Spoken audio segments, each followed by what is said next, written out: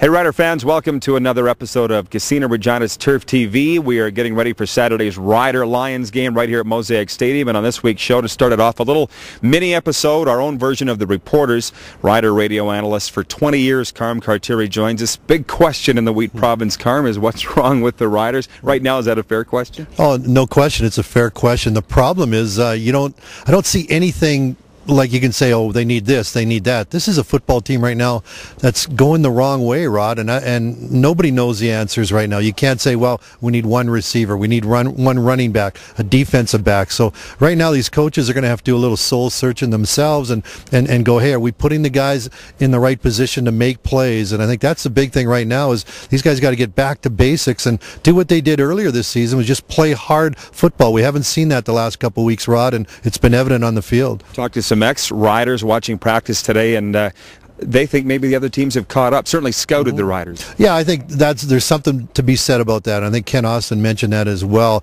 that they need to self-scout, and every team does that anyways. But I think the big thing is just guys aren't making plays like they did in the first half, and the question now for the Riders on offense, who's there to make the big plays? Matt Dominguez is gone, and nobody's really stepped up. We know Wes Cates is a pretty good running back, but he hasn't had enough touches to make it happen. Maybe Corey Holmes got to get back on that offensive side of the ball other than just running back punts, but I think the big question mark is on defense. Can they turn it around without Dominguez and Eddie Davis? Well, they're going to have to, and are you talking about this weekend? I think it's going to be tough beating the BC Lions. I think BC's coming in here. They're going to be fired up, just like the Calgary Stampeders were last week. Calgary was more payback because of week 2. The Riders really put the boots to a Stampeder team that was in disarray a little bit. Now they're hitting their stride just like the BC Lions are. So I think BC's going to come in here, and it's going to be tough for the Riders to pull a win off. And just to step back for a minute, this is the first time we've had you on Turf TV. I get this all the time. I bet you do too. The difference with Ken Austin from what we've become used to before him. Well, Danny wasn't bad to us. It was a thing where, and not to say that Kent is bad to us, but I think Kent's just a little more, I don't know if intense is the word or what, Rod. It's just something where you really have to be on your toes when you're asking him questions, because it's like he questions you a little bit, and it's not that that's a bad thing, but I like the way Ken has been this season so far. I kind of saw the other side of him after that loss in Calgary, and that's a good sign, though, when a coach really cares as much as his players. And no question, Ken Austin went off last week, and not that I want to see him do that every week, but I like dealing with him. I like what they've done with this organization. I think they are heading in the right direction. All right, Carm, thanks for the insight. My pleasure. Carm Carteri, Rider radio analyst, joining us on Turf TV. Before we move on, here's our trivia question this week. Name the 2 NFL teams that Scott Schultz tried out for and played in preseason games with. You'll win a Scott Schultz autographed Rider license plate and a Rough Rider hat. Send your answers to turftv@petersonmedia.com. Next up on Turf TV, we see a new face to the show. That is second-year Rider safety number 37, Tristan Clovis, who answered the most popular question in Saskatchewan this week. What's wrong with the Rider defense? We just had a couple of communication problems, and we're not tackling really well right now, and those are the two kind of big things, tackling being the number one thing. I guess, how do you fix the tackling like that? Because, you don't get to do a lot of it in practice because you don't want to have injuries during that, but how do you kind of work on open field tackling, stuff like that? It's just a mental thing. You got to get yourself ready to go in there and get in on contact, and you got to be hungry for it. We're on defense for a reason, because, a lot of us, we like to hit, we like to get our noses in there, and, we just got to go in and do it. Is that a shot on pride, I guess, when stuff like that goes wrong? Anytime you kind of miss a tackle as a defender, it's a little sharp for you, and then it does happen. But you try to you try to limit that as much as possible. You like to be the guy to make the tackle. Do you feel this? Of course, in the center of it all is Rough Riders defensive coordinator Richie Hall. He wanted to see more intensity from his players on that side of the ball this week in practice, and he was asked if he's seen that. Yeah. I think this is the. Matter of fact, to me, defensively, from an emotional aspect and an execution aspect, this is the best practice we've had in the last month defensively. And, hopefully we've gone through our low, and hopefully we're in the upward swing right now. When you see the team having problems with tackling, what do you point to for the reason for that? Just execution. I think, whether it's tackling or just even time you hit a low, you're always going to hit that during the course of a season, over a course of 18 games for a couple of games, you just don't know when it's going to happen. And it just happened in the middle part of this year. And, the bottom line is, in order to get out of it, you got to go back to the fundamentals. It's not complicated.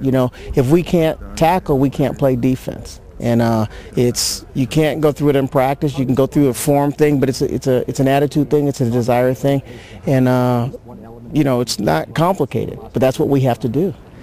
And last but not least, Rough Rider head coach Ken Austin, in his media scrum, got somewhat animated discussing the Eddie Davis situation. They need him in the secondary. He's healthy and ready to play, has been for weeks, but he's not eligible because he's on the 9-game injured list instituted this year by the CFL Board of Governors and general managers, and because of that, he can't play until the Thanksgiving game. Ken talked about that at practice. What about Eddie Davis? I guess nothing you can do about it now, but any regrets putting him on the 9-game? Well, the only regret is that the system is stupid. At the time, the information that we were given from more than one doctor validated that decision. You can only go with the information that you're given at the time, and it was a 6 to 9 week injury. Some guys heal better and faster than others. You got to figure also you've got issues with strength, conditioning, all that stuff. Typically, a guy comes off an injury, doesn't come right back in the first week, especially after being off for multiple weeks. He's got to work in for a couple of weeks, so that was part of it as well. But, as a league, just to have a 9-game or nothing is just, there wasn't a lot of thought given to that. Do you think it needs to be changed to the point where just any injured player's salary doesn't count against the cap and forget about this? That's the smartest thing to do. That's our IR in the SMS. How in the world are we supposed to project that? We can't. You might have a year where you only have 80 or 85,000 or 100,000 in injured money, and you have another year where you're projected to be over 400. That's a big difference. And I'm not Nostradamus, to be able to project that. And it just doesn't make any sense. Even if IR were in the cap, there's smarter ways to handle it. How about gathering data over the last 3 or 4 years of across the board of teams' injured status, right? And bring a little actuarial science to the table and blending, an IR program that makes more sense specific to the information that you've gathered over the last 3 years and see where it's trending. There could be a blend of 3, 6, and 9 games as an example, and then anything over that is counts. But base it on something. Just picking out a 9-game figure out of the air with no thought to it doesn't make any sense. Is this something you've raised? It's an easy decision with no thought process involved with it. Have you raised this with the league in the hope that it can be refined? I'm just a coach. The SMS and what we do in those areas, are at a level higher than me. But I think fundamentally there needs to be some football guys in those decisions. Why is practice roster involved in the SMS? That didn't make any sense. Separate the categories so you can compare apples to apples, right? You can bring oversight to it and accountability to it, and you can still have penalties and fines if one area is getting abused. But if I know as a coach that my 46 that I have throughout the year have to be under this number, we're talking about the 46 healthy bodies, my little boy Wesley could figure that out on how to get that done. That makes the most sense. Put the other categories out, and if you want to bring, other oversight to those other categories, well, that's pretty simple to do if you just give it some thought. Is Eddie healthy enough that if he was eligible, you would play him this weekend? Oh, yeah. Yeah, Eddie's been healthy for a couple weeks. We would have liked to have had him the last 2 weeks, I can assure you that. But no, we had 9-game or nothing at the time when it was in that range. Well, a 3 or a 6 week option at that time, for sure a 6 week would have been more appropriate for Eddie. And then with some exceptions or some oversight, maybe you can extend 1 or 2 or 3 players from a 6 to a 9, based on, again, historical information that's gathered from the team on a year-by-year basis, and watch how the trends are played out.